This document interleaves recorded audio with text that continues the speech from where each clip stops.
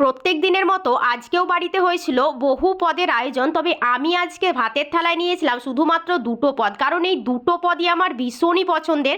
তার মধ্যে যে কোনো একটা হলেই আমার সমস্ত থালার ভাত নিমেষেই শেষ হয়ে যাবে। প্রথম পাতেই নিয়েছিলাম মোচা ঘন্ট, অসম্ভব পছন্দের খাবার আমার। এর মধ্যে আমি শুধুমাত্র আলু দিয়েছিলাম, নারকোল দেওয়া হয়নি।